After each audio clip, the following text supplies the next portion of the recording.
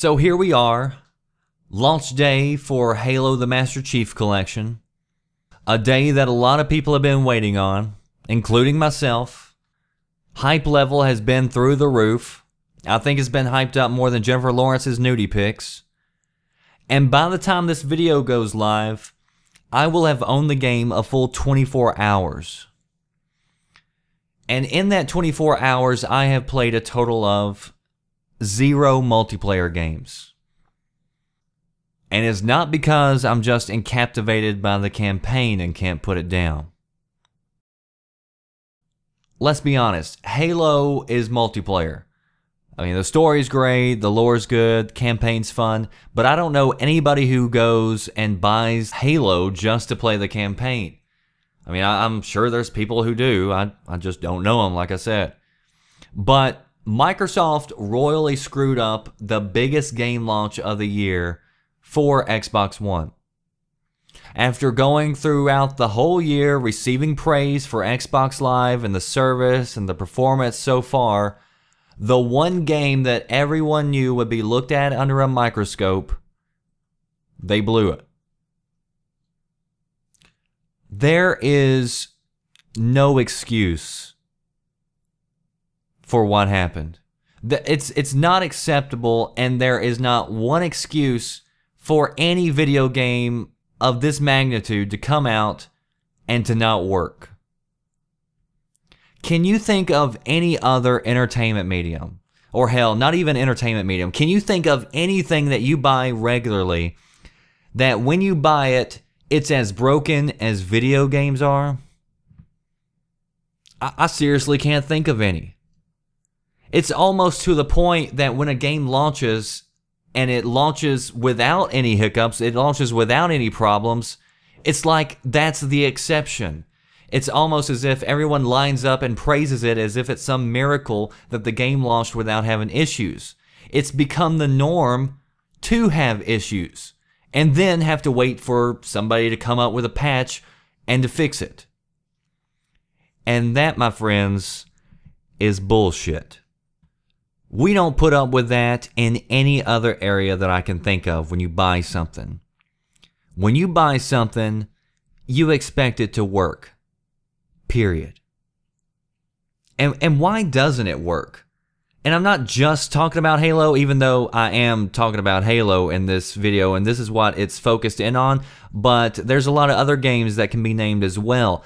There is no reason why a game should launch, especially from one of these top publishers, where they have spent years developing the game, where they've poured thousands of man-hours in, they've spent millions of dollars, and they don't thoroughly test the game for the end user?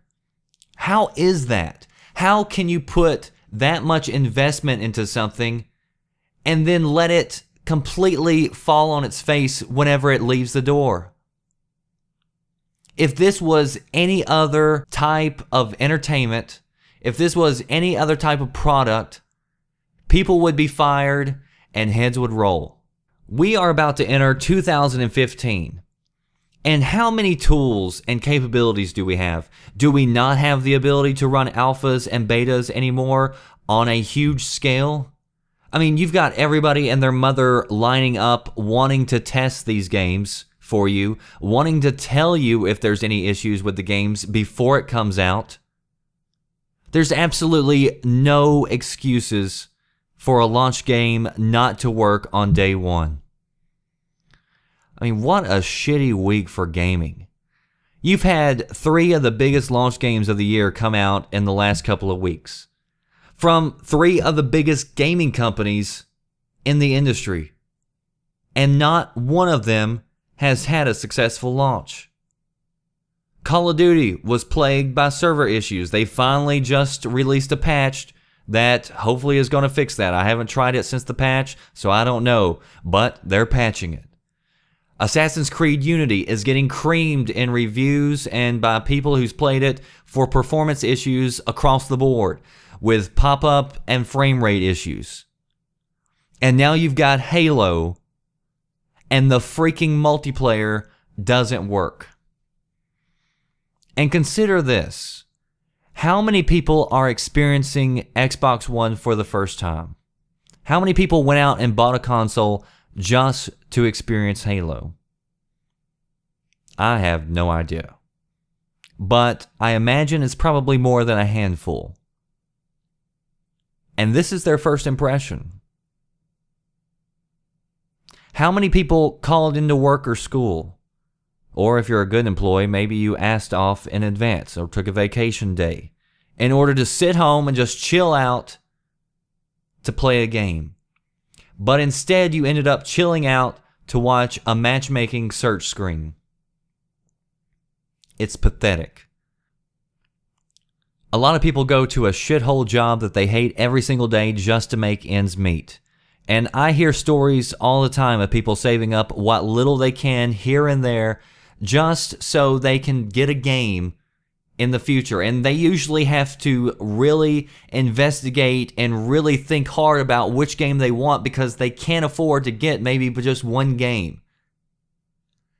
And how terrible would it be? You're working at a minimum wage job, having to work, 7 or 8 hours just to pay for this game. You go home, you put it in the tray, and it doesn't work. What a slap in the face to consumers.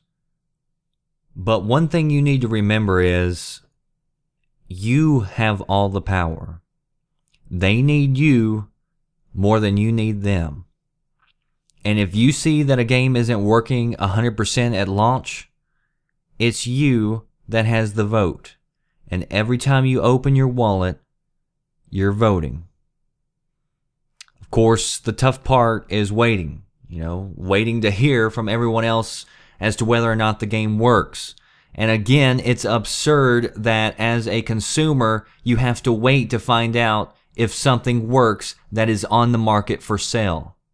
I mean, who doesn't want to be the first to own a game, especially if it's a game that you're excited for?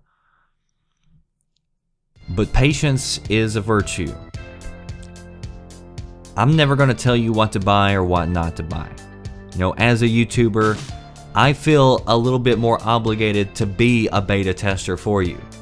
But I do hope more people start voting with their wallets and stop rewarding these corporations for rushing their products, for not fully doing QA, and for slapping consumers in the face. That does it for me, The Red Dragon. I'll see you next time. Thanks for watching.